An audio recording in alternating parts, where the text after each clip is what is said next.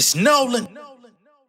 Now, before we get started, make sure y'all hitting that like button. Make sure y'all sharing it on your respective platforms. Let somebody know what we're doing today. Now, let's get into the show.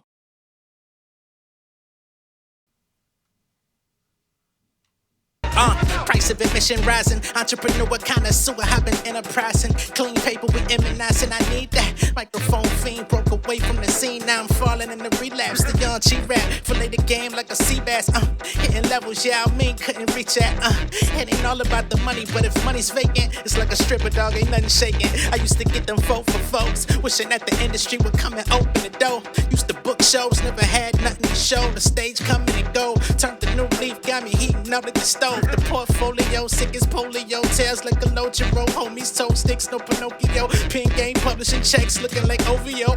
Quentin Miller, the shit thriller. Sick pillar, turn tough niggas to Ben Stiller. Slick puller, corporate, forever in style like Earth Forces. Flow so hot it could burn torches. Business it been booming, about to open a lab in my first office. Pompous, never had a compass. Killer with a conscience. See me on Ponce with my accomplice. Eating confit, you niggas calling it confit. Never forget where I'm from, we used to pawn shit. What's going on, beautiful people? It's the kid J Nolan here. Welcome back to another episode of Inside the Industry, your number one source for music, entertainment, commentary, and breakdowns. Hope everybody's doing well this Saturday afternoon. In this particular video, we're going to be talking about the Notorious B.I.G, R.I.P.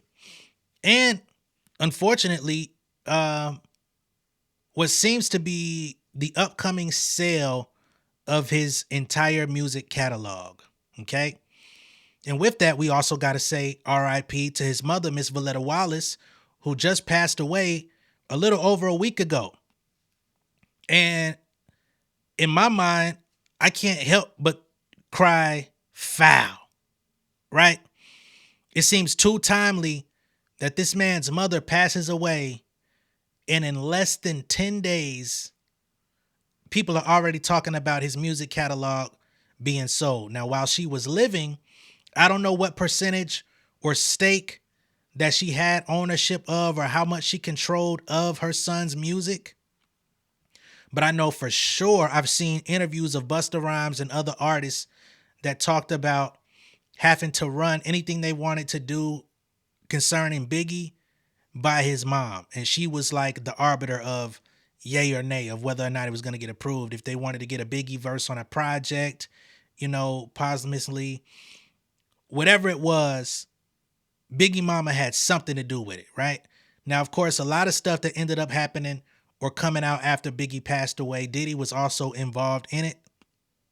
I don't know where everything stands with his involvement in Biggie's estate or his catalog or ownership. I don't know where all that stands either. But he's behind bars. He got a lot of other fish to fry. So clearly this ain't on his agenda right now. But I just find it very strange that this man's mother passes away. And now they're talking about a potential $100 to $150 million sale of his catalog.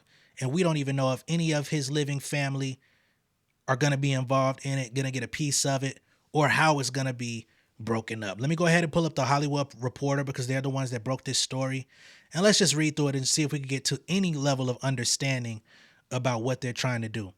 All right, so we're over here on the Hollywood Reporter. It says, Notorious B.I.G. catalog sale in the works, exclusive.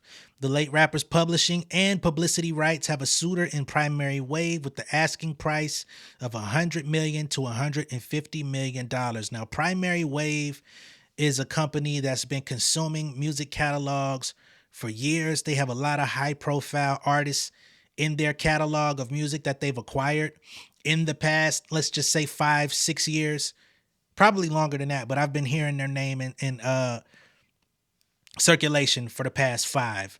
Another company is Hypnosis, Songs Fund. They also been consuming a lot of people's stuff, putting up 50 million, 100 million or more to get artists and producers to sell the rights to their work. But this is what's going on with Biggie specifically. So they say the music, name, and likeness. So we're not just talking about the records. We're talking about his entire essence. His name will be included and his likeness will soon have a new home as the late rapper's estate is close to signing a deal with Primary Wave. Now, keep in mind, this is the estate minus his mother, who literally left us, what was it, February 21st? According to multiple sources, publishing rights to the Brooklyn Legends catalog of work are on the table for 100 million, as are master rights for a slightly higher price, another 30 to 50 million in insider shares. Okay? So publishing, which is the writing, which is the sampling, you know what I'm saying? All of that stuff, 100 million, and then the master rights, if somebody were to literally sample and play something of his, because like all of that stuff needs to be cleared if you're sampling the music, right? Or if somebody were to interpolate a Biggie lyric, then you have to like reach out for publishing. You get what I'm saying? Not to mention if they wanted to play his music in TV shows, films, etc., whoever has the rights to this stuff brokers the deal, right? Both include publicity rights, which cover an individual's name. So, hold on. Y'all also get his birth name. Christopher Wallace was B.I.G's legal name, but he also went by Biggie Smalls and colloquially Biggie. That also includes image, voice, and other identifiable characteristics like key verses and lyrics. I don't like that voice shit because that speaks to AI. That means somebody, and I've already seen Timbaland do some AI shit with Biggie. I've already seen them do some VR shit with Biggie. I didn't like that shit neither, but at least his mom was here to verify it. So I don't like that shit, but whatever. And other identifiable characteristics like key verses and lyrics. Master rights include the actual recorded works as opposed to the compositions or songwriting covered under the publishing umbrella. The deal is said to encompass 50% of both publishing and master rights with the right of publicity included. So 50%, who has the other 50%? Is the estate keeping the other 50? Or does somebody else have the other 50? Like maybe his mother passed with it. I don't know. They say, while the transaction price is unclear, a source suggests it will be in the 8 figures, not 9.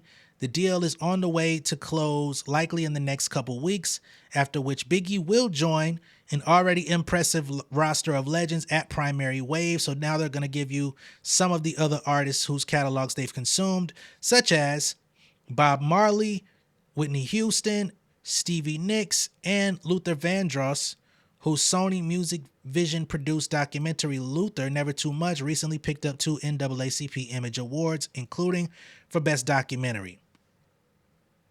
So it's very possible we may get an official Biggie documentary from whoever, from Primary Wave, because clearly they were behind that as well, or signed off on it.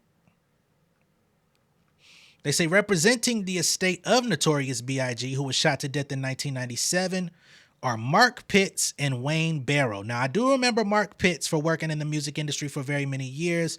A lot of people have great things to say about Mark Pitts. He was behind a lot of people's success in the industry. Wayne Barrow, I don't know so much about. They say the 2 co-founders of By Storm Entertainment first became familiar with the future icon at Bad Boy Records, where Mark Pitts had interned for Sean Puff Daddy Combs. Key figures on the Primary Wave end of the deal include founder Larry Mistel and partner Steve Greener, whose bona fides include having managed Bernie Mac and Fantasia and securing the Vandross deal. Okay, they managed Bernie. Uncle Bernie. Okay. They say Valletta Wallace, Biggie's mom, which I was just talking about, died a week ago at age 78, which makes the timing of this transaction somewhat curious. Yeah, somewhat? Yeah, that's it. Reps for Primary Wave and the Notorious B.I.G. estate could not be reached for comment. And they give you a little history about Primary Wave. Primary Wave was launched in 2006 by veteran music executive Mistel as an independent music publishing and talent management company. It has made strategic partnerships with heritage artists a core of its business as the catalog market has grown around it. In the past decade, the industry has seen the valuation of music publishing and recording rights increase as artists like Bruce Springsteen, Queen, Bob Dylan, Tina Turner, and Pink Floyd have sold significant portions of their catalogs to the tune of 500 million in the case of Dylan and Springsteen, and over 1 billion for Queen and the estate of Michael Jackson, which is also controversial.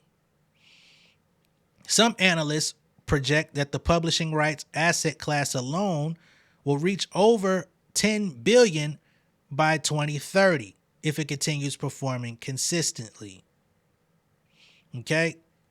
So that would be the valuation of this business, consuming publishing rights from either legacy artists or dead artists after they've, had the totality of their career. They've made all their bread. Maybe they publishing checks are slowing up. You know what I'm saying? Because the whole point of buying somebody's catalog is you get a valuation. And whatever that valuation is, they give you a multiple based on projections that they're going to make in the future and also getting it out of your hands. So they say, okay, your publishing or your music is worth, let's say $12 million. Now, you're not going to take $12 million, right? Because you can make that $12 million however you get it over the next 3-4 years, whatever it is.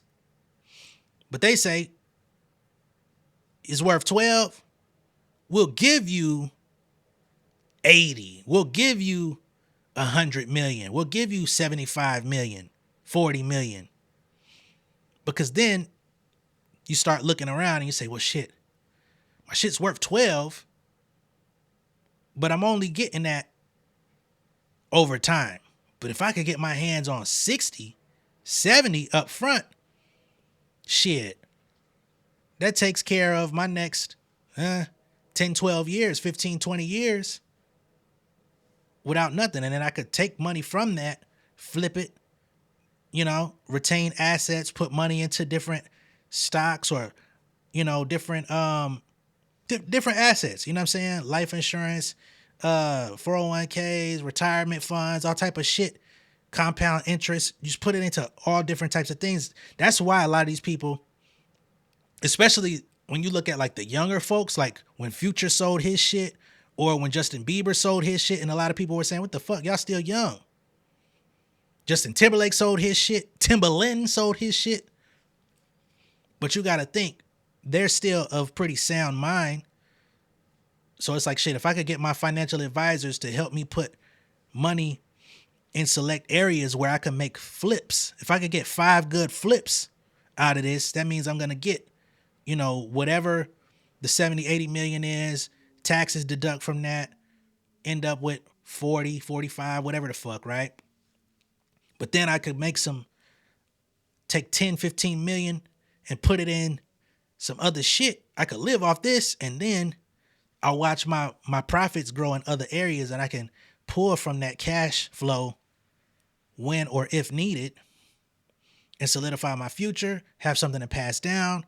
And that's where they get you. But then the company that gets the music, the likeness, the voice, the image, all of that stuff, they now have no one else to clear nothing else through, so they can exploit you in any way they see fit. If they want to put your ass on a Burger King commercial, eating a big ass burger, and you don't even eat beef in real life, no longer can you say, I don't like that. You know what I'm saying? That doesn't represent me. Well, it does now, right? So that's pretty much the trade-off. And again, this is happening after his mother passes. So to me, it just feels like while she was still here, I think there's a very strong possibility that they were trying to bring her deals to sign off on similar to this, and she probably wasn't letting it go. Whatever power of attorney or whatever power she did have to veto stuff like this, it seems to me that she was probably vetoing. And it's like, all right, she's out the way now. Cool, let's get this deal done. Because who the fuck, I mean, I understand that Mark Pitts was around at Bad Boy. He was around with Biggie. I think he was like an A&R or some shit with Biggie.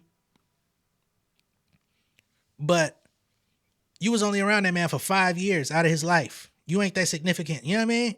To be making major decisions like that. So I find that to be very strange. I don't like the smell of that shit. It definitely done filled my house with a tuna like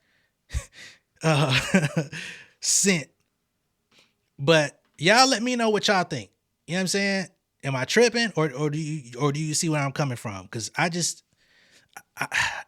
if this would have took place like 2 to 3 years from now, I still would be looking at it funny. But I'd be like, okay. But y'all niggas wait till she dead a week to pull the trigger on something like this. I don't like it. Be sure to like and share this video. If this is your first time seeing me on YouTube, go ahead and subscribe to the channel. I'm becoming an insider. I'm going to catch y'all on the next one, man. More content on the way. Peace.